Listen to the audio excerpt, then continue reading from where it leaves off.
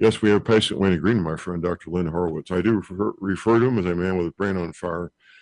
He has many, many websites. We'll give out a few of them here just to get started with his work. Most recent one, unless something's changed, is warnwethepeople.net. The next one I like to listen to. It's great music, great background music while I'm working, 528radio.com. Then we have judicialcorruptionnews.com. Next place I do is by shopping myself, healthyworldstore.com, great products. Then we have revolutiontelevision.net.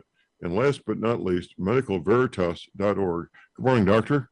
Good morning, John. Great to join you.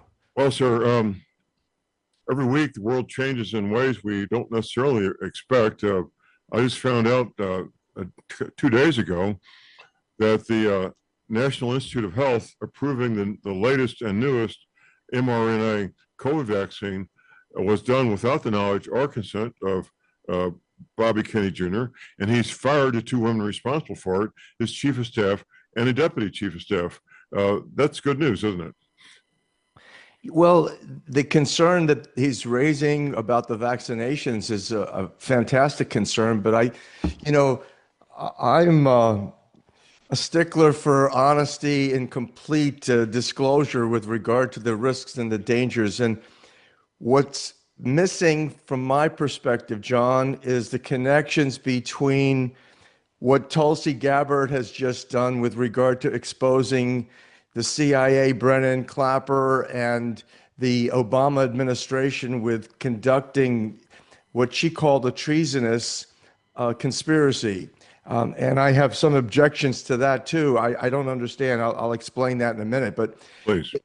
Yeah, in essence, what I'm concerned about is we're not getting enough disclosures and enough prosecutions done.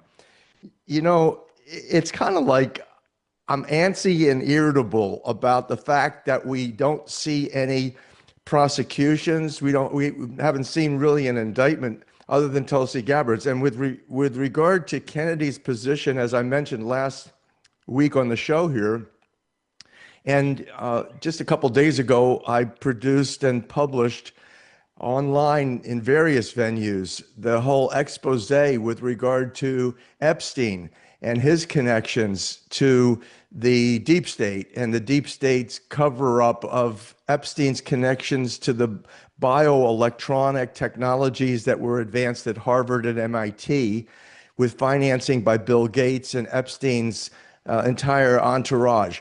We're dealing with a racketeering enterprise. Absolutely. We can't do justice to any issue because, I've been dealing with the issues of holistic medicine for almost 50 years. I've been engaged in the field. And what's sad about holistic medicine is it is holistic compared to reductionistic, where in science and even in law, especially in law, you have to have specific elements for various crimes to bring prosecution success and indictments as well as the convictions. And so we're looking at the process, the political process itself that frustrates me.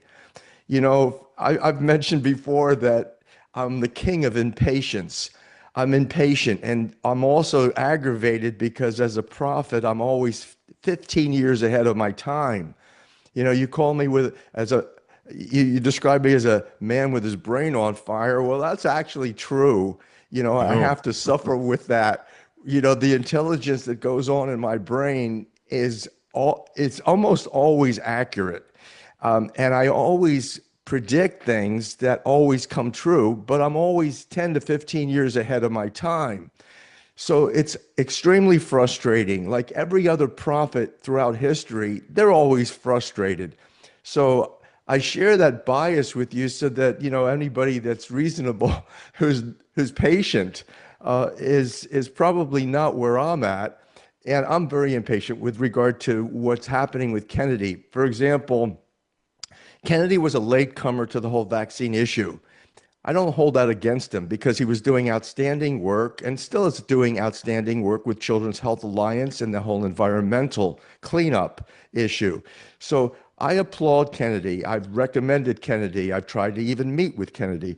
And basically, whatever he's doing currently, he's overwhelmed because the simple fact is nobody in government is looking and advancing prosecutions and intelligence investigations holistically.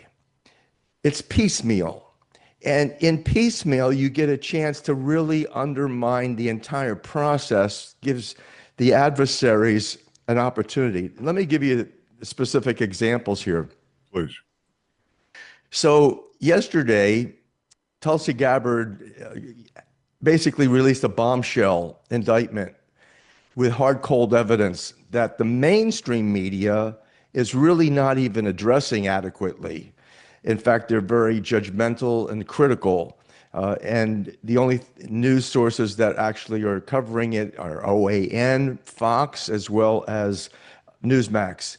So you have more, again, divide and conquer that's taking place. But basically, she mentioned that this is treason. She's bringing the charge, or she is advancing the promotion or propaganda that this is treasonous. And I can't I can't grok that. I can't grasp that. And John, you know that I've studied law. I'm not a lawyer, Right. but I've studied law extensively. I've been engaged in numerous litigations for 20 years. I sued Pfizer and Moderna personally in the Southern District Court, a federal court in Fort Myers, Florida, Southwest Florida. So I'm aware of what is actually not only taking place, but the importance of designating it properly in law. And let me give you the definition. This is right out of Cornell's law school about treason, the definition of treason. So this is 18 U.S.C. 2381. Whoever, owing allegiance to the United States, levies war against them or adheres to enemies. He adheres to their enemies, giving them aid and comfort within the United States or elsewhere, is guilty of treason and shall suffer death, or shall be imprisoned not less than 5 years and fined under this statute, but not less than $10,000, and shall be incapable of holding any office under the United States. Now, what Tulsi Gabbard revealed yesterday regarding Obama's administration along with CIA Brennan and Clapper, you have no substantial evidence of a treasonous conspiracy. You have a seditious conspiracy. I'll give you the elements of that in a minute. But right now, okay, owing allegiance to the United States. Okay, yes, they owed allegiance to the United States in their positions. Levies war against them. No, they haven't declared war. The racketeering enterprise that the CIA and Brennan and Clapper et al., Obama, it's a racketeering enterprise. It's not a country. They haven't declared war against the United States. So this element is missing or easily defended against. So they're not guilty of treason. Now, let me give you the definition alternatively of seditious conspiracy, and you'll see that this is what the complaint should be. The claim of Tulsi Gabbard et al. Should be. It states, now this is 18 U.S.C. 2384, seditious conspiracy. If two or more persons in any state or territory or in any place subject to the jurisdiction of the United States conspire to overthrow, okay, they haven't in their minds conspired to overthrow anything but President Trump and his administration, which could be conceived of as overthrowing the government of the United States. Next statement within the law, the element is to put down or to destroy by force the government of the United States. Now, that's precisely what they did in their conspiracy. Or to levy war against them. No, they haven't levied war because in their minds they're trying, allegedly, they claim falsely, that they're defending the United States democracy, which in fact is false because it's a republic that's supposed to follow constitutional laws and they're violating all of it. To levy war against them? No, they haven't declared war. They claim to be heroes. That's why the media, the legacy media, is favoring them and complicit with them, or to oppose by force the authority thereof. They're opposing by force the authority of President Trump and the presidency, or by force to prevent, hinder, or delay the execution of any law of the United States. Well, that's exactly what they have done with the border crisis, the opposition to President Trump's policies. They have prevented Trump, his first administration most seriously, and by force to seize, take, or possess any property of the United States contrary to the authority thereof. They're not quite guilty of that, but they have seized by force the media and the mindset. Jonathan Turley yesterday. Jonathan Turley, in my opinion, is brilliant and honorable. His analyses are always right on from my perspective. He came out yesterday, and his chief complaint about what Tulsi Gabbard had done was that it neglected the attention to the mass mind-controlling media that's complicit in the racketeering enterprise. So that really, again, as somebody who lacks patience as a virtue, I'm telling you my own liability, the entire complaint that should be forthcoming should include CBS, NBC, MSNBC, and CNN, the legacy media, for complicity in the racketeering enterprise that is being indicted here with Obama, the Obama administration, the Clintons, Hillary and Bill, all of these people who are intimately connected to the vaccine issue that you have been the forthcoming truth teller, premier worldwide truth teller on, John, along with yours truly. We've worked so hard over the last 6 years with COVID. My area of expertise goes into virology and the genetic engineering and the laboratory creations. It goes back, I published in 1996, the definitive book in the field, Emerging Viruses, AIDS, and Ebola, Nature, Accident, or Intentional. My work consistently since 1996 was to bring attention to the fact that this racketeering enterprise, specifically integrating the CIA with every aspect of every biological threat, every news media release regarding biological weaponry has come out since 1996. What's that, the last 30 years at least? Yep. Every single one. And it's always the same. There's a pattern and practice of the abuse of the news media to do what? To do what my most recent video linking the Epstein crew to the most powerful forces, not only in CIA and deep state, but in the mass mind-controlling media.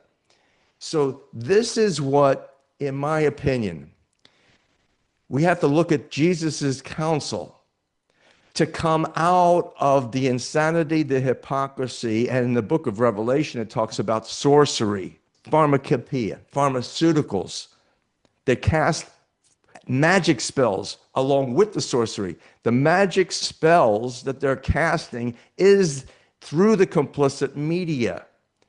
We watch television. It's a hypnotronic technology.